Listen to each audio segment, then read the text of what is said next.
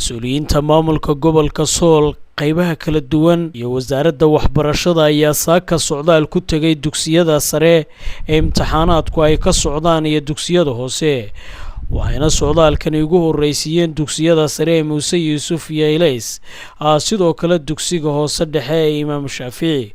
iyadoo arday kala duwan ay halkaasi ay ku galayaan imtixaanka 2014-2015 waxaana ardayda u fadhiisanaysa imtixaanka lagu sheegay inay yihiin arday kun kor u dhaafaysa oo ku kala galaya 11 goobood. Inta gudoomiye waxaa imtixaanka u diyaar oo fadhiisanaya 137 arday waxaa laga gelayaa 11 goobood oo 6 ka mid ay yihiin dibadda Xudun waa 2 Yagoori waa 2 Kalabaydna waa 2 shanta kalena waa laascaanood gudaheeda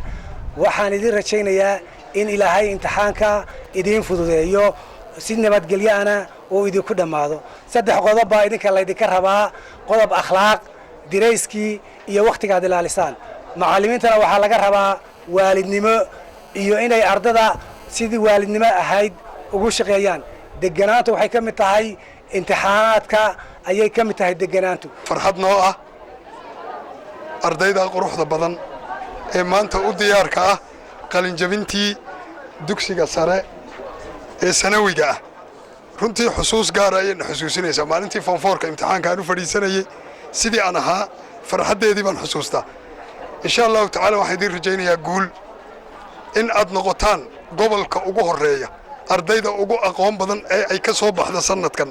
imtixaanka qalin jabinta hadduu alla yidhaa waxaan idin kula dardaarmayaa insha Allah laascaanood ama Sool waa sanadkii horumarka ayaynu ku jirnaa oo arkaysaan laamiyada cisbitaalada iskuulada goobi stationada waxaan filayaa in nasiib wanaagsan ay noqoto inaan ka dhismi doono xagga dhalinyarada iyo iskuulaadkana aan ka dhismi doono oo soo bixi doonaan ardada ugu sareysa Sool inay ardada dalka ugu sareysa laascaanood ka soo baxdo ayaan ilaahay idinka baryayaa taana waxaan idin dardaarmayaa waxaad tihiin ubixii waddanka madaxdii berrito anigu maalintii 1983 aan fadhiisanayay imtixaanka waxaan filayaa da'daydu sidaas oo kale saaka aad baan uga helay waxaan soo xasuustay subaxan imtixaankii sanawiga fadhiisanayay 1983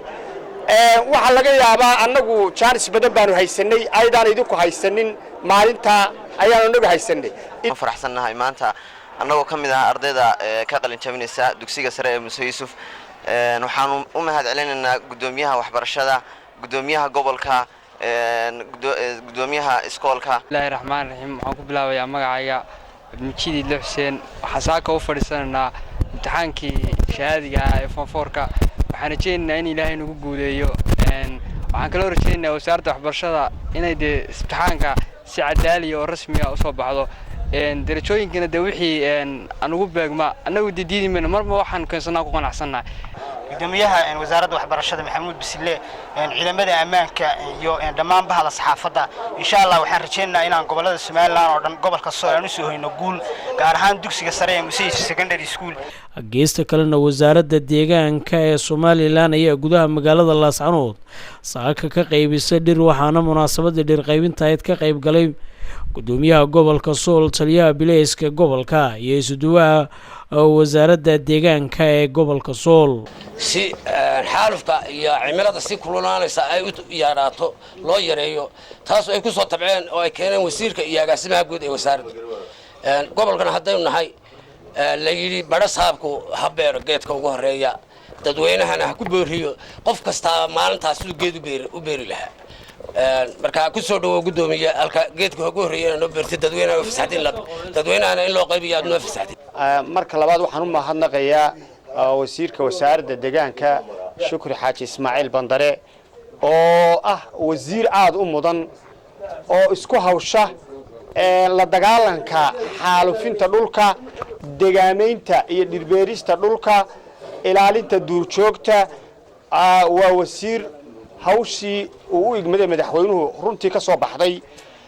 maanta waxa sharaftin weyn noo ah waxa gobolka Sool gaar ahaan degmada Laascaanood noogu yimi dhirtireedu aad u fara badan tahay ujeedada dhirta loo keenay waa ujeedo qura weeye ujeedadaasina waa mid Ilaahayna ina faray inaynu fulino inaguna waajib inagu ah waxa weeye ujeedada laynoo keenay qof kasta oo maanta reer Soola ama Laascaanood degmada Laascaanood ku nool waxa looga baahan yahay inuu maanta geed beero iyadoo ay shardiba tahay inaynu mar walba dhirka beerno. Cabdikariin Nolol, Soomaaliya Channel, magaalada Laascaanood.